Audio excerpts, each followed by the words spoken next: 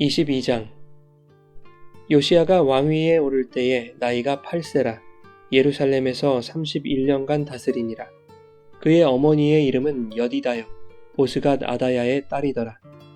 요시야가 여호와 보시기에 정직히 행하여 그의 조상 다윗의 모든 길로 행하고 좌우로 치우치지 아니하였더라.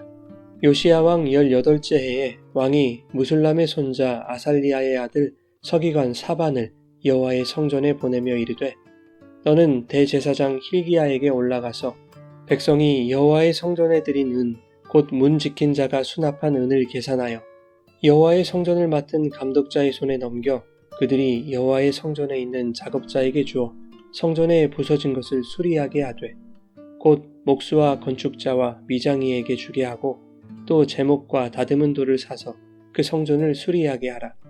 그러나 그들의 손에 맡긴 은을 회개하지 말지니 이는 그들이 진실하게 행함이니라. 대제사장 힐기야가 서기관 사반에게 이르되 내가 여호와의 성전에서 율법책을 발견하였노라 하고 힐기야가 그 책을 사반에게 주니 사반이 읽으니라. 서기관 사반이 왕에게 돌아가서 보고하여 이르되 왕의 신복들이 성전에서 찾아낸 돈을 쏟아 여호와의 성전을 맡은 감독자의 손에 맡겼나이다 하고 또 서기관 사반이 왕에게 말하여 이르되 제사장 힐기야가 내게 책을 주더이다 하고 사반이 왕의 앞에서 읽음에 왕이 율법책의 말을 듣자 곧 그의 옷을 찢으니라. 왕이 제사장 힐기야와 사반의 아들 아히감과 미가야의 아들 악볼과 서기관 사반과 왕의 시종 아사야에게 명령하여 이르되 너희는 가서 나와 백성과 온 유다를 위하여 이 발견한 책의 말씀에 대하여 여호와께 물으라. 우리 조상들이 이 책의 말씀을 듣지 아니하며 이 책에 우리를 위하여 기록된 모든 것을 행하지 아니하였으므로 여호와께서 우리에게 내리신 진노가 크도다. 이에 제사장 힐기야와 또 아히감과 악볼과 사반과 아사야가 여선지 훌다에게로 나아가니 그는 하라스의 손자 디과의 아들로서 예복을 주관하는 살룸의 아내라. 예루살렘 둘째 구역에 거주하였더라. 그들이 그와 더불어 말하매 훌다가 그들에게 이르되 이스라엘 하나님 여호와의 말씀이 너희는 너희를 내게 보낸 사람에게 말하기를 여호와의 말씀이 내가 이곳과 주민에게 재앙을 내리되 곧 유다 왕이 읽은 책의 모든 말대로 하리니 이는 이 백성이 나를 버리고 다른 신에게 분향하며 그들의 손의 모든 행위로 나를 경노하게 하였음이라. 그러므로 내가 이곳을 향하여 내린 진노가 꺼지지 아니하리라 하라 하셨느니라. 너희를 보내 여호와께 묻게 한 유다 왕에게는 너희가 이렇게 말하라. 이스라엘의 하나님 여호와가 이같이 말씀하셨느니라. 네가 들은 말들에 대하여는 내가 이곳과 그 주민에게 대하여 빈터가 되고 저주가 되리라 한 말을 내가 듣고 마음이 부드러워져서 여호와 앞 곧 내 앞에서 겸비하여 옷을 찢고 통곡하였으므로 나도 내 말을 들었노라. 여호와가 말하였느니라. 그러므로 보라 내가 너로 너의 조상들에게 돌아가서 평안히 묘실로 들어가게 하리니 내가 이곳에 내리는 모든 재앙을 내 눈이 보지 못하리라 하셨느니라 하니 사자들이 왕에게 보고하니라.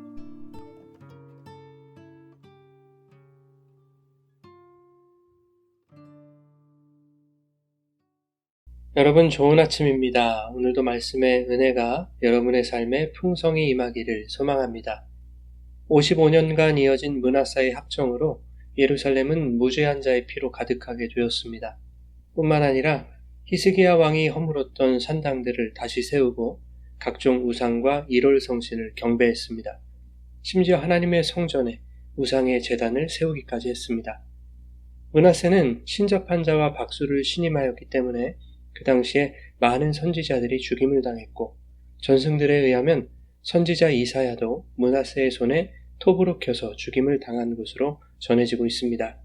이러한 므낫세의 악행은 하나님의 극심한 진노를 불러일으켰습니다. 므낫세가 죽고 그의 아들 아몬이 왕이 되었지만 아몬 역시 2년 동안 유다를 다스리면서 아버지 므낫세를 따라 우상을 섬기고 여호와를 버렸습니다. 이렇게 유다가 심각한 영적 타락과 폭정으로 자멸하고 있을 때 아몬이 죽고 그의 아들 요시야가 왕위에 오릅니다. 성경은 23장 25절에 요시야와 같이 마음을 다하며 뜻을 다하며 힘을 다하여 율법을 따라 여호와께로 돌이킨 왕은 전무후무하다고 평가할 정도로 요시야는 경건한 왕이었습니다. 요시야는 18살에 왕위에 오르는데 18째 해인 26세가 되는 해에 서기관 사반을 통하여 할아버지가 파괴한 성전의 수리를 명령하죠. 선대왕들의 악행으로 무너져가는 그 유다를 바로 세우기 위해서는 하나님과의 관계를 회복하는 것이 무엇보다 중요하다는 것을 깨달았던 것 같습니다. 그런데 성전을 수리하는 과정에서 대제사장 hil기야가 율법책을 발견하죠. 그 말은 성전 안에 율법책이 있다는 것조차 몰랐다는 것이고 율법책이 얼마나 방치되어 있었는지도 몰랐다는 것입니다. 그만큼 그 시대가 하나님의 말씀을 얼마나 경홀히 여기는 시대였는지를 알 수 있는 것이죠.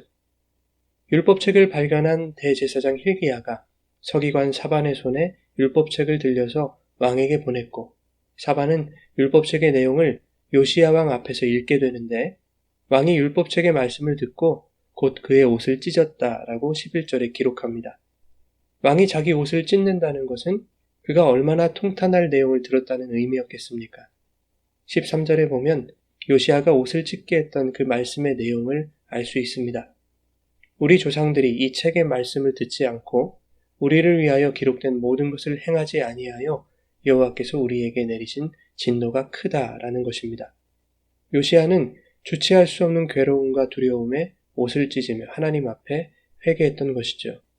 요시야는 거기서 멈추지 않고 여선지자 훌다에게 신하들을 보내서 하나님의 뜻을 묻습니다. 말씀대로 하나님의 진노가 유다에 임할 것인지 묻고자 했던 것이죠.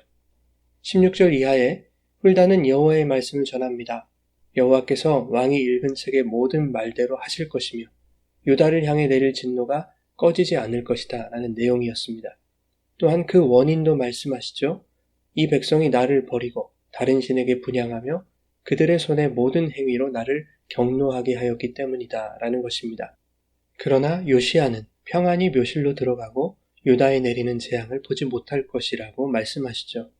그 이유가 19절에 기록되어 있는데 요시야는 율법책의 말씀을 듣고 마음이 부드러워져서 여호와 앞에서 겸비하여 옷을 찢고 통곡했기 때문에 하나님도 요시야의 기도를 들으셨다는 것입니다. 요시야는 하나님의 말씀을 듣고 그 말씀에 반응했던 것이죠. 하나님의 말씀에 반응하는 자에게 하나님도 반응하신다는 것을 보여주고 있는 것이죠. 오랜 세월 성전의 율법책이 방치되어 있었던 것처럼 오늘날 신자들의 책장에도 언제 꽂아두었는지도 모르는 성경들이 먼지가 쌓인 채 방치되어 있습니다.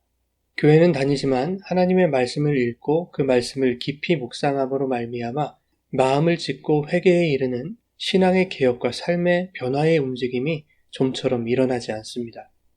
회개를 촉구하는 설교에 기분이 상하고 불만을 드러내는 마음이 돌덩이처럼 단단한 성도들, 그런 성도들을 의식하여 하나님 앞에서 겸비하지 못하고 듣기 좋은 말로 사람의 귀를 즐겁게 하는 목회자들, 그들은 모두 하나님의 말씀을 먼지 쌓인 율법책으로 치부하고 있는 것과 같은 것이죠. 하나님의 말씀에서 떠나 율법을 행하지 않은 조상들의 죄악상을 듣고 그것을 자신에게 주시는 경고로 받아들여 옷을 찢고 통곡하며 회개했던, 그리고 하나님의 뜻을 물었던 요시야처럼 우리에게 주시는 말씀을 성경의 이야기나 지식으로 대하는 것이 아니라 오늘 나에게 주시는 하나님의 음성으로 들을 수 있기를 바랍니다. 그 음성을 들음으로 우리의 굳은 마음이 부드러워져서 하나님 앞에 자신을 낮추는 겸비함으로 통회할 때 모든 악으로부터 해방되고 자유함을 입는 거룩한 은혜가 부어질 수 있기를 예수님의 이름으로 축원합니다.